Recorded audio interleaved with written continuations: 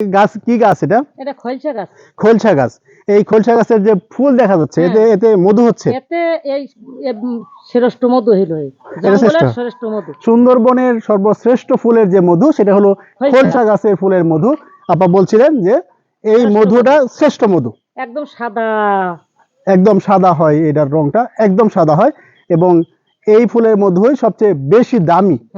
আর আমরা আস্তে আস্তে করে গাছগাছালি চিনবো এবং আপা আমাদেরকে বলবেন এইগুলো কি খোলসা গাছই? জি, এই খোলসা গাছ এগুলো সব। এখানে আর কি কি গাছ আছে? এই যে কেওড়া গাছ আছে। কেওড়া গাছ আছে। আর কি আছে এই ইকোট্যুরিজমের ভিতরে? আর কি গাছ আছে? এটা হলো কারকা গাছ। কারকা গাছের কাজটা কি? ওর ফুল হয়, ওর মধু হয়, তো ওর মধুগুলো লাল। ওর মধু লাল হয়, পরে হয়। আর খোলসার মধু এখন এই মুহূর্তে হলো খোলসার মধু সংগ্রহ করা হচ্ছে।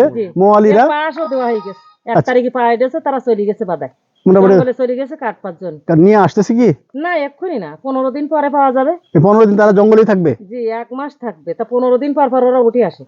আপা জানাচ্ছিলেন যে তিনি কিন্তু আমাদের গাইড, তো উনি জানাচ্ছিলেন যে ইতিমধ্যে বন বিভাগ তাদেরকে অনুমতি দিয়ে দেওয়া হয়েছে এবং তারা দল বেঁধে মূলত জঙ্গলে সুন্দরবনে চলে গেছে, এবং তারা 15 দিন, কেউ 1 মাস থেকে এই মধু সংগ্রহ করে তারপর তারা এলাকায় ফিরবেন। সেই গাছ হলো এই খোলসা গাছ। Thank you.